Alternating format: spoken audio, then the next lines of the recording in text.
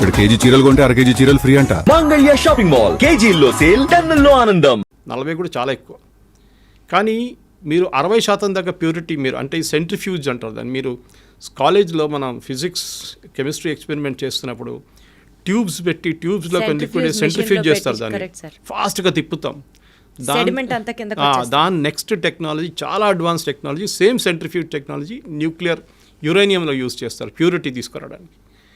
వీళ్ళు కూడా ఏం చేశారంటే ఇరాన్ ఈ కొంచెం రిలాక్స్గా ఉన్న టైంలో యూఎస్ కానీ వీళ్ళని కానీ బయట నుంచి ఏదో ఇంకో పేరు చెప్పి ఆ సెంట్రిఫ్యూజ్ తెప్పించుకున్నారు. సో వీళ్ళు ప్యూరిటీ ఎక్కువ చేస్తాడం మొదలు పెడితే యూఎస్ వాళ్ళు ప్రెషర్ పెట్టిన తర్వాత మేము బాంబ్ చేస్తాం మీ మీద అని చెప్పిన తర్వాత వాళ్ళు ఏం చేశారు, international atomic energy agency IAEA వీళ్ళు వరల్డ్ వైడ్ ఒక వాచ్ డాగ్ అంటాం మనం. అంటే ఎక్కడెక్కడ న్యూక్లియర్ టెక్నాలజీ ఉందో వీళ్ళు అక్కడ ఇన్స్పెక్షన్ చేస్తారు. It's UN body, independent UN body అన్నమాట. సో IAEA ఏం చేస్తారంటే వాళ్ళు వచ్చి ఇరాన్ మీద మేము మొత్తం నిఘా పెట్టబోతున్నాం. సో వాళ్ళు ఏం చేస్తారంటే ఇన్స్పెక్షన్స్ ఉంటుంది వాళ్ళకి, సర్ప్రైజ్ ఇన్స్పెక్షన్స్. మీరు ఎందుకు వాడుతున్నారు, మీరు ఎక్కడి దాకా వచ్చారు, లేదు చూడండి మేము సివిలియన్కే వాడుకుంటున్నాం, ఆ రికార్డు చూసుకోండి అని చెప్పి అంతా చూపిస్తారు. అది కాకుండా వాళ్ళు CCTV కెమెరా పెడతారు, చాలా హై రెజల్యూషన్, కంటిన్యూస్ మానిటరింగ్ ఉంటుంది ఇరాన్ మీద అన్నమాట. మన మీద కూడా ఉంటుంది, ఒక్కొక్కసారి మనం కూడా డిస్క్లోజ్ చేయాల్సి వస్తుంది. సో అది కాకుండా ఇరాన్ ఏం చేశారంటే ఈ ప్యూరిటీ ఎక్కువ పెంచడం మొదలుపెట్టారు. 50 దాకా వచ్చారు, 50 నుంచి 55కి వచ్చారు. మొన్న 55కి వచ్చినప్పుడు సడన్గా ఇజ్రాయెల్ ప్యానిక్ అయ్యారు. ఎందుకంటే ఒకసారి 60% క్రాస్ చేస్తే వీళ్ళు న్యూక్లియర్ వెపన్స్ తయారు చేయొచ్చు. యురేనియం ప్యూరిటీ 60% కన్నా ఎక్కువ అయితే you can make nuclear weapons. అప్పుడు దాకా మీ సివిలియన్ యూస్కి వాడుకుంటారు. ఆ టైంలో అమెరికా నెగోసియేషన్స్ మొదలుపెట్టారు. మీకు గుర్తుంటుంది, ప్రెసిడెంట్ ట్రంప్ ఇరాన్తో మాట్లాడడం, ఫస్ట్ రౌండ్, సెకండ్ రౌండ్ బహ్రెయిన్లో జరిగింది, ఒమాన్లో జరిగింది టాక్. కానీ ఇక్కడికి వెళ్ళట్లేదు. ఎందుకు ఇరాన్ ఫైనల్ ఏమేంటంటే మాకు బాంబు కావాలి. కానీ వాళ్ళు ఏమంటారు, మేము చేయట్లేదు, చూడండి మేము మంచి అబ్బాయిలు, మేము ఏం చేయట్లేదు. కానీ IAEA ఏం చెప్పారంటే వీళ్ళు చీట్ చేస్తున్నారు, వీళ్ళు కెమెరాలు ఆఫ్ చేసేస్తున్నారు, కెమెరా మీద బట్టలు వేసేస్తున్నారు, ఏదేదో పని చేస్తున్నారు, సెంట్రిఫ్యూజ్ తెప్పించుకుంటున్నారు బయట నుంచి, ప్యూరిటీ ఎక్కువ చేస్తున్నారు. లాస్ట్కి వచ్చినప్పుడు ఒక 2 వారాల ముందు ఫైనలీ ఇజ్రాయెల్ డిసైడ్ చేసుకున్నారు, ఇంకా ఒక నెల ఆగితే 2 నెలలు ఆగితే వాళ్ళు వెపన్స్ గ్రేడ్ యురేనియం తయారు చేసుకుంటారు. దాని తర్వాత వాళ్ళని ఆపలేము, పాకిస్తాన్ లాగా అయిపోతారు. మా దగ్గర ఒక 100, పాకిస్తాన్ దగ్గర 80 వెపన్స్ ఉన్నాయి, న్యూక్లియర్ గ్రేడ్ వెపన్స్ రెడీగా ఉన్నాయి వాళ్ళ దగ్గర. మన దగ్గర 150 ఉంది, చైనా దగ్గర 500 ఉంది, US అయితే బియాండ్ థౌజండ్స్లో ఉన్నాయి వాళ్ళ దగ్గర. సో ఇప్పుడు ఏమైందంటే లోకంలో 5-6 నేషన్స్ ఉన్నారు వెపన్స్ ఉన్న నేషన్స్. ఇరాన్ దగ్గర వస్తే వీళ్ళకి భయం ఏంటంటే ఇజ్రాయెల్కి వాళ్ళు ఎప్పుడైనా వాడుకుంటారు, ఎక్కడైనా వాడుకుంటారు. హుతీస్కి ఇచ్చేస్తారు, హెజ్బుల్లాకి ఇచ్చేస్తారు, హమాస్కి ఇచ్చేస్తారు, వాళ్ళ ఎగ్జిస్టెన్స్ ఉంటుంది ఇజ్రాయెల్. ఎందుకంటే ఒకసారి ఒక న్యూక్లియర్ బాంబ్ వేసిన తర్వాత దాని చుట్టుపక్కల ఉన్న 1000 కిలోమీటర్ దాకా మీరు అసలు ఉండలేరు. నెక్స్ట్ 5000 సంవత్సరాల దాకా ఉండలేరు మీరు అక్కడ. అది కంప్లీట్ అంత రేడియేషన్ ఉంటుందన్నమాట. మనం చూసాం హిరోషిమా నాగసాకిలో ఏం జరిగిందనేది. సో న్యూక్లియర్ డెటనేషన్ అంటే చాలా సీరియస్ ఇష్యూ. దానికోసం మనం ఇప్పుడు డెటనేషన్ చేస్తున్నప్పుడు, మనం టెస్ట్ చేస్తున్నప్పుడు ఏదో ఒక డెజర్ట్లో వెళ్ళి చేసుకుంటాం మనం టెస్ట్. పోఖ్రాన్ ఎందుకు టెస్ట్ చేస్తామంటే పోఖ్రాన్ డెజర్ట్ నడిమిట్లో ఉంది, మన థార్ డెజర్ట్ నడిమిట్లో రాజస్థాన్లో. అది కూడా లోపలికి తవ్వి 20 కిలోమీటర్ లోపలికి వెళ్ళి, లేకుంటే 15 కిలోమీటర్ లోపలికి వెళ్ళి అక్కడ మనం వెపన్ పెట్టి టెస్ట్ చేస్తాం దాన్ని. సో రేడియేషన్ పైకి రాకుండా, చిన్న ఎర్త్క్వేక్ లాగా ఉంటుంది, భూకంపంగా వస్తుంది ఆ టైంలో, 3-4 రిక్టర్ స్కేల్ మీద వస్తుంది అనమాట. సో ఈ దాంట్లో ఇజ్రాయెల్ ఏం డిసైడ్ చేశారంటే 2 వారాల ముందు వీళ్ళని ఇట్లా ఇవ్వకూడదు, వీళ్ళు తయారు చేసుకుంటే వీళ్ళది ఫస్ట్ వీళ్ళ న్యూక్లియర్ అసెట్స్ మీద కొట్టాలి. సో వీళ్ళు 3-4 సైట్స్ ఉన్నాయి వీళ్ళ దగ్గర. సో ఈ న్యూక్లియర్ అసెట్స్ మీరు సివిలియన్ యూస్ ఒకటే, మీరు కల్పాకం లాంటి రియాక్టర్ కానివ్వండి, కైగా లాంటి రియాక్టర్ అంతా మనకు కనిపిస్తుంది బయట న్యూక్లియర్ ప్లాంట్ అంటే. కానీ న్యూక్లియర్ వెపన్స్ ఎప్పుడు స్టోర్ చేసేది మౌంటైన్స్ లోపల స్టోర్ చేస్తారు. మన పాకిస్తాన్ చూసాం, కిరాణా హిల్స్లో కొట్టాం మనం, వాళ్ళ మీద కొట్టలేదని మనం అంటున్నాం, కానీ జరిగింది. We didn't hit the weapons directly, కానీ దాన్ని కైరానా హిల్స్ ఫేస్ అంటే మౌంటైన్ లోపల ఎంటర్ అయ్యే గేట్ ఉంది చూడండి, అక్కడ కొట్టాం. ఇప్పుడు దాంట్లో లోపల ఎంటర్ చేయలేకపోతున్నారు పాకిస్తాన్. అక్కడ ఏం జరిగిందో వాళ్ళకి తెలియదు. ఇజ్రాయెల్ కూడా అదే స్ట్రాటజీ యూజ్ చేశారు. ఇన్ఫ్యాక్ట్ చాలా మటుకు డిఫెన్స్ ఎక్స్పర్ట్స్ ఏమంటున్నారంటే భారతదేశం చేసిన అదే స్ట్రాటజీ పాకిస్తాన్ వ్యతిరేకంగా ఇజ్రాయెల్ చేశారు. ఒకటి ఫస్ట్ వాళ్ళు ఏం చేశారంటే వాళ్ళ ఎయిర్ డిఫెన్స్ కొట్టుపడేశారు మొత్తం. మనం కూడా అదే చేస్తాం. Exactly sir. Chinese air defence system ఉండే మొత్తం ధ్వంసం చేసిన తర్వాత మనకు ఫ్రీ రైడ్ అయిపోయింది. మనకి వాళ్ళ ఎయిర్క్రాఫ్ట్ టేక్ ఆఫ్ చేయలేకపోయినారు, మన రన్వేని కొట్టాం. సో దేవర్ స్టక్. మన వాళ్ళకి ఫ్రీ టైం దొరికింది, మిసైల్స్ కూడా ఎట్లా కావాలంటే అట్లా కొట్టారు మన వాళ్ళు.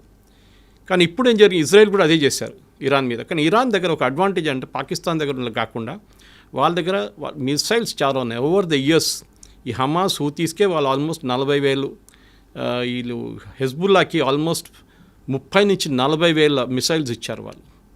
దాంట్లో చిన్న మిసైల్స్ ఉంటాయి, పెద్దది ఉంటాయి, బ్యాలిస్టిక్ ఉంటాయి, అన్నీ ఉంటుంది. అది కాకుండా ఇరాన్ దగ్గర కూడా 1,200 మిసైల్స్ ఉన్నాయి వేరియస్ కెపాసిటీస్లో. ఒకటి కొన్ని 100 కిలోమీటర్ డిస్టెన్స్ ఉంటే ఒకటి 500 కిలోమీటర్ డిస్టెన్స్ కొడుతుంది అనమాట. కొన్ని అట్మాస్ఫియర్కి వెళ్ళి మళ్ళీ రీఎంటర్ అవుతుంది. దాన్ని ట్రాక్ చేయడం చాలా డిఫికల్ట్. మన దగ్గర బ్రహ్మోస్ ఉంది చూడండి, అట్లాంటిది. సో వాళ్ళు ఇంకో పేర్లు ఉన్నాయి దానికని. మనం బ్రహ్మోస్ అని వాడుకుంటాం. మన దగ్గర అగ్ని ఉంది. మిగతా మన దగ్గర చాలా మటుకు రేంజ్ మిసైల్స్ ఉన్నాయి అనమాట. నాగ్ ఉంది అందరూ, యాంటీ ట్యాంక్ మిసైల్స్.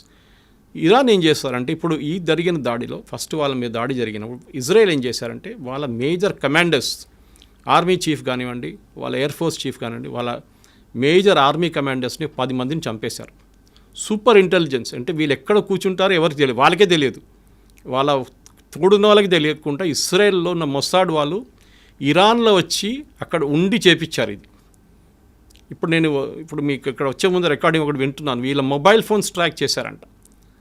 అప్పుడు వీళ్ళు ఏం చేశారు, మొబైల్ ఫోన్ ఆఫ్ చేసి పెట్టేస్తారు. మీరు మొబైల్ ఫోన్ ఆఫ్ చేస్తే మిమ్మల్ని ఎవరు ట్రాక్ చేయలేరు టెక్నికల్గా. కానీ అది కూడా ఇజ్రాయెల్ దగ్గర టెక్నాలజీ ఉందంట. మొబైల్ ఆఫ్ చేస్తే పెడితే కూడా టెక్నాలజీ మీ మొబైల్ని ట్రాక్ చేస్తారంట. So Israel is super duper smart టెక్నాలజీలో వాళ్ళని. అది కాకుండా ఇంటెలిజెన్స్లో మొసాడ్ లాంటి ఏజెన్సీని ఈవెన్ అమెరికన్ సిఐ పనికిరాదు. They are super. ఇప్పుడు కాదు, ఫస్ట్ టైం కాదు. వాళ్ళ మ్యూనిక్ ఒలింపిక్స్లో 11 మంది అథ్లీట్స్ని చంపిన వాళ్ళలో 8 మంది వచ్చి చేశారు. మెయిన్ టెర్రరిస్ట్ 8 మందిని వాళ్ళు చంపారు. తర్వాత ఒకరినైతే ఒక 20 సంవత్సరాల తర్వాత వెళ్ళి బ్రెజిలియన్ జంగిల్ వెళ్ళి కొట్టారు. ఆలోచించండి. మొసాడ్ ఇస్ చాలా సూపర్. వాళ్ళు చాలా ప్లేసెస్లో అసాసినేషన్ చేశారు ఇలా ఎనిమీస్ మీద అనమాట. ఇజ్రాయెల్ ఎనిమీస్ ఎక్కడకుండా వాళ్ళ మీద చేశారు. అది కాకుండా ఇప్పుడు జరిగిన మొన్న దాంట్లో ఫస్ట్ వీళ్ళ ఆర్మీ లీడర్షిప్ మొత్తం కొట్టేశారు. న్యూక్లియర్ సైంటిస్ట్ని చంపేశారు. దీనికన్నా ముందు కూడా చేశారు. ఈవెన్ యూఎస్ చేశారు. సొలైమానీ బాంబింగ్ ఒకటి ఉండే, ఫేమస్ బాంబింగ్ ఒకటి, అక్కడ కూడా వాళ్ళు చేసింది అదే. ఇప్పుడు మన హెజ్బుల్లా బాంబింగ్ చూసాం. హెజ్బుల్లాది మీటింగ్ జరుగుతున్నప్పుడు నస్రుల్లాని కొట్టారు. అది కూడా బంకర్ 3 ఫ్లోర్ల కింద. బంకర్ బస్టర్ బాంబ్ అంటారు దాన్ని. అంటే బాంబు పైనుంచి డ్రిల్ చేసుకుంటూ పోతుంది. డ్రిల్ చేసి వెళ్ళి కింద ఎక్కడ ఉందో అక్కడ వెళ్ళి కంప్లీట్ బ్లాస్ట్ అయిపోతుంది అనమాట. షాక్తో చనిపోతారు, మంటలేమి ఉండదు. ఈవెన్ నసరల్లా బాడీ అట్లనే దొరికింది ఇంటాక్ట్. ఈ డైడ్ ఆఫ్ షాక్. ఇజ్రాయెల్ మనకు అదే బాంబ్ బాలాకోట్లో ఇచ్చారు. బాలాకోట్ బాంబింగ్ భారతదేశం చేసినప్పుడు మన పుల్వామా అటాక్ తర్వాత వీ డిడ్ బాలాకోట్. వాళ్ళ టెర్రరిస్ట్ గ్రూప్ మీద అటాక్ చేసాం పాకిస్తాన్లో. మనకు వాడిన బాంబ్ బంకర్ బస్టర్ బాంబ్. ఇప్పుడు ఇజ్రాయెల్ దగ్గర ఆ బాంబులు లేవు అన్నప్పుడు మనం ఇజ్రాయెల్కి ఇచ్చాం. మన దగ్గర అదే అడగబోతున్నాను సార్. ఇప్పుడు ఇండియాకి diaspora is there with Israel and Iran. And తెలియకుండానే ఇందాక కూడా మీరు అంటున్నారు కాంగ్రెస్ గవర్నమెంట్లో మనం తెలియక ఇరాన్ సపోర్టెడ్ హమాస్ గ్రూప్స్ని మనం కూడా టెర్రరిస్ట్ కాదు అనుకుంటూ but we're still supporting their. India ఇద్దరికీ తెలిసిన నేషన్ అవ్వడం వల్ల suppose if India has to take a stand, ఎవరికి సపోర్ట్ చేస్తుంది ఇండియా? ఎవరికి సపోర్ట్ చేస్తే నష్టం? న్యూట్రల్గా ఉన్నా కూడా ఒక రకంగా కత్తి మీద సావులానే ఉంది ఇండియా పరిస్థితి. అసలు what is the future prediction for India? ఎవరికి సపోర్ట్ చేయాలి? చేస్తే ఎవరికి మంచిది? చేయకపోతే ఏం జరగబోతోంది? ఇద్దరికి బ్యాలెన్స్ చేయాల్సి వస్తుందండి. మనకి ఎప్పుడైనా పాజిటివ్ రిలేషన్షిప్ ఇజ్రాయెల్తోనే ఉంది. దానికోసం మొన్న SCO ఒక బాడీ ఉంది, మన బ్రెజిల్, చైనా వీళ్ళందరూ ఉన్న సోవియట్ యూనియన్ ఉన్న ఒక బ్లాక్ ఉంది ఒకటి. అక్కడ మొన్న ఒక రెజల్యూషన్ పాస్ చేశారు ఇజ్రాయెల్ వ్యతిరేకంగా. భారతదేశం దాని నుంచి బయటకు వచ్చేసింది resolution. We didn't accept it. So ఇజ్రాయెల్కి వ్యతిరేకంగా భారతదేశం లేదు. First point. సెకండ్, ఇరాన్తో కూడా మనం ఫ్రెండ్షిప్ పెట్టుకుంటున్నాం. ఎందుకంటే ఇరాన్కి ఏం కావాలంటే వాళ్ళకి తెలుసు వాళ్ళ వైపు నుంచి ఎవరు రావట్లేదు. ఇప్పుడు చూడండి, ఈ వార్లో ఒక్క దేశం ఇంక్లూడింగ్ పాకిస్తాన్ వాళ్ళ వైపు రావట్లేదు. ఇరాన్ సపోర్టెడ్ హమాస్ గ్రూప్స్ని ఇండియా ఎందుకు సపోర్ట్ చేస్తుంది సార్? మరి ఇండియా సపోర్ట్ చేయట్లేదు, ఇండియా కండమ్ చేయట్లేదు. We're not declared them as a terrorist group. Problem ఎక్కడ వస్తుందంటే షియాస్, మన దగ్గర ఉన్న షియాస్, కాశ్మీర్ వైపు షియా పాపులేషన్ ఎక్కువ. మీరు లదాఖ్కి వెళ్తే, లదాఖ్ ఒక యూనియన్ టెరిటరీగా తీసుకుంటే లదాఖ్లో రెండు పీసులు ఉన్నాయి. ఒకటి నేను ఒక 1 year ముందు వెళ్ళాను అక్కడికి. ఒకవైపు వైపు బుద్ధిస్ట్ ఉంటారు, వేరే కార్గిల్ వైపు లద్దాఖ్ది మొత్తం షియా ముస్లిమ్స్ ఉంటారు. మీరు అక్కడ వెళ్తే కాఫీ షాప్లలో, రెస్టారెంట్లలో, హెయిర్ కటింగ్ సెలూన్లలో అంత ఖొమేనీ ఫోటో కనిపిస్తుంది మీకు. They are Shias. ఇప్పుడు నేను అడిగా చాలామంది నా దగ్గర, సురేష్ గారు ఈ కాశ్మీర్ నుంచి వెళ్ళారా చాలామంది అంటున్నారు, ఇరాన్కి చదువుకోవడానికి అన్నారు. నేను చెప్పాను కరెక్ట్. మిగతా ఎవరైనా ఇండియా నుంచి యూఎస్కి వెళ్తారు, యూకేకి వెళ్తారు, యూరోప్కి వెళ్తారు, కెనడాకి వెళ్తారు, ఆస్ట్రేలియాకి వెళ్తారు, కానీ ఇరాన్కి చదువుకోవడానికి ఎవరు వెళ్ళారు? నిన్న మొత్తం పెద్ద గొడవ రాత్రి కదా, మమ్మల్ని అందరిని ఎవాక్యువేట్ చేయండి ఇక్కడ నుంచి అని చెప్పి. అప్పుడు నేను కనుక్కున్నప్పుడు తెలిసిపోయింది వీళ్ళంతా కశ్మీర్ నుంచి వెళ్ళిన వాళ్ళు, షియా ముస్లిమ్స్. సో ఇండియాకి ఆ రకంగా కూడా అక్కడ ఒక కనెక్షన్ ఉందన్న మనకి. ఓకే. తో కశ్మీర్లో గొడవ జరిగినప్పుడు మొన్న కూడా Khamenei, the same Khamenei statement ఏమి ఇచ్చారంటే Kashmir is a disputed territory, ముస్లిమ్స్ని కశ్మీర్ భారతదేశం దగ్గర నుంచి గుంజుకోవాలని స్టేట్మెంట్ ఇచ్చారు ఖమేనీ. ఓకే. రిలీజియస్ యాంగిల్ నుంచి. కానీ మనం దాన్ని లైట్గా తీసుకున్నాం, వీ జస్ట్ కండెమ్డ్ ఇట్. ఆయన తర్వాత దాని గురించి మాట్లాడలేదు, ఏదో ఒక రోజు జోష్లో చెప్పేసిండు అంతే. అదే టైంలో మనకి చాబార్ ఫోర్ట్ అనే పోర్ట్ ఉంది ఇరాన్లో. మన ఆ పోర్ట్ని కాంట్రాక్ట్లో తీసుకున్నాం, అంటే అవుట్సోర్సింగ్లో తీసుకున్నాం మనం. మనకు అక్కడ ఒక 6 berths ఇచ్చారు వాళ్ళు. చాలా క్రూషియల్ అది, ఎందుకంటే ఆఫ్ఘనిస్తాన్ ఎంటర్ కావడానికి పాకిస్తాన్ నుంచి వెళ్ళకుండా మనకు వెళ్ళడానికి ఒక రూట్ అది చాబార్ ఫోర్ట్. మన అక్కడ చాలా వేల కోట్లు, ఆల్మోస్ట్ 1000 కోట్లు 2000 కోట్లు పెట్టి ఆ పోర్ట్ని డెవలప్ చేస్తున్నాం. ఇరాన్ దగ్గర డబ్బులు లేవు.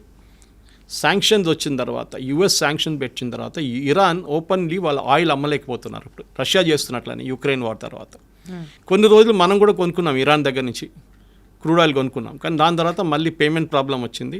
యుఎస్ అన్నారు బ్యాంకింగ్ సిస్టమ్ పనిచేయదు, ఇరాన్తో మీరు డీల్ చేసుకుంటే డీల్ చేసుకోండి అని. కొన్ని రోజులు మన దగ్గర రూపీ ట్రేడ్ చేసుకున్నారు, రూపీ ట్రేడ్. దాని తర్వాత బాటర్ ట్రేడ్ పెట్టుకున్నారు, మీరు మాకు బియ్యం ఇవ్వండి మేము మీకు ఫ్యూయల్ ఇస్తామని, క్రూడ్ ఆయిల్ ఇస్తామని. సో రెండు వైపు నుంచి మీరు అడిగిన ప్రశ్నకి మనకి ఇజ్రాయెల్ చాలా కావాలి మనకి. టెక్నాలజీ వైపు మన వెపన్స్ అన్నీ మన దగ్గర. మొన్న జరిగిన పాకిస్తాన్ మీద జరిగిన దాడిలో 3 మేజర్ వెపన్స్ మ్యానుఫ్యాక్చర్ చేసేది ఇజ్రాయలీ కంపెనీస్, భారతదేశంలో జాయింట్ వెంచర్గా. దాంట్లో ఒకటి హైదరాబాద్ కూడా ఉంది, పేరు చెప్పకూడదు, హైదరాబాద్ కూడా ఉంది ఒకటి బెంగళూరులో ఉంది. సో వాళ్ళ వెపన్స్ మనం వాడుకుంటున్నాం, వాళ్ళతో జాయింట్ ఫ్రెండ్షిప్ ఉండాలి లాంగ్ టర్మ్. ఎందుకంటే ఈ అయోత్తోలో ఎప్పుడు పోతాడో తెలియదు, ఇప్పుడు కనిపించలేదు అంటున్నాం, 3 నెలల నుంచి కనిపించట్లేదు, ఎక్కడున్నా ఎవరికి తెలియదు, ఈ రెజ్యూమ్ ఎప్పుడు పోతుందో తెలియదు. వీళ్ళేమంటున్నారంటే యుఎస్ ఇజ్రాయెల్ ఇద్దరు అంటున్నారు రెజ్యూమ్ చేంజ్, అంటే అక్కడ ఉన్న గవర్నమెంట్ని మార్చడానికి మాకేం ఇంట్రెస్ట్ ఏం లేదు, కానీ ఇరాన్ దగ్గర న్యూక్లియర్ వెపన్స్ ఉండకూడదు.